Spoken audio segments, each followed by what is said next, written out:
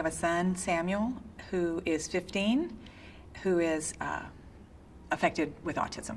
He went and got his 1-year vaccines a little bit late, which I thank God for every day. So he wasn't exactly at 12 months. And soon after that, he wasn't feeling well the next day, and he had a little bit of a fever. And you call your pediatricians and they tell you, oh, that's normal, to give them Tylenol. And then I remember him sitting in the playroom area where he started flipping a box lid open and close. So it was like a paper box, like a cardboard box, and the lid, he would just sit there, open, close, open, close, open, close, open, close. Like, what is going on? It just so happens that we live next door to Camp Pendleton, which is a Marine base, and we have some friends that were in the military, and one particular was, he's a Navy medical doctor. They had the guts, as our friends, at the risk of ruining our friendship, to sit down with us and say, what Sam is doing is not normal. So we went to the neurologist. We had a sleep-deprived EEG done, and then we went to the regional center, and there was a developmental psychologist that ran some tests on Sam. And after they were done, she sat down with me and she said, "Your son, we think that he has autism." I remember saying, I don't know what this kid has, but I'm going to love it right out of him. And that's where I started. You know, he vomited all the time, like for a year. He had chronic diarrhea. He wasn't sleeping through the night. He was like having an infant for 7 years. We've gone through lots of therapies, and we've incorporated a lot of different things.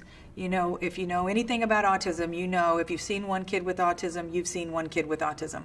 So the 5 things that worked for your kid are 5 things that did not work for my kid. So we have tried, I don't know, tens of, maybe even 100 things that we've tried. These kids are not just, they don't have a mental problem. Okay, they have a physical problem, medical problem in their bodies that manifests itself as a mental issue.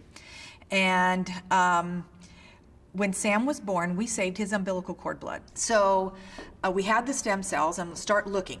We found ICMS, whose research lab is in San Diego, which is, we live in that area. And they had clinics where they were doing stem cell work in Costa Rica and Panama. So we made that trip in 2009. It was successful. It was hard because where it was in San Jose, it was a very difficult, just location-wise. There wasn't anything to do with your kids when they were going through the process, but we did see the benefits, and we did see them. We did see small things quickly. So that was our first experience. We decided to go back. Even at that point, when we went back, we looked to see what else was out there. And that's how we ended up in Cancun. And we ended up taking our daughter with us. And because of the way the protocol is done with World Stem Cells, it was easier. And it was a really great experience. We got to the airport and they greeted us. We had a driver that immediately picked us up. We weren't trying to figure out where we were supposed to go and how we were supposed to get there. Gave us a phone with all the important phone numbers on it, so if we needed to call or needed to be contacted, we had a cell phone that was just dedicated to us. We had it done with a spinal, so the transaction happened all in one day. You know, we met with the doctor and the hematologist and all that the first day, went to the clinic and got to see everything and did the tour and all that. And then the next day, you know, we had the procedure done, and Sam came through it great. And it was only really 24 hours until he could actually jump in the pool. So of course these were Sam's own stem cells. And then once again he got better, and he was better than he was before he had the stem cells done. His immune function was so much better. He got sick so much less. His allergies were affected positively. That got better. Just his ability to be in his own skin was better. And so I kind of look at Sam's experience in the same way with these kids as they get better, as their mind opens up, as things begin to heal, it begins to take in information in a way that is new to them. Then everything builds on top of that. They get to that place where they're like, oh, okay, it isn't bad. And then you're able to make all the other therapies and everything work better because they're at a better place. If 100 parents start the race, only one will finish because it's so hard. You be the one.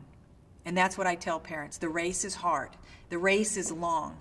Many don't finish because they give up. Don't be that one. Be the one who finishes. You never know how far your kid's going to get along in this journey.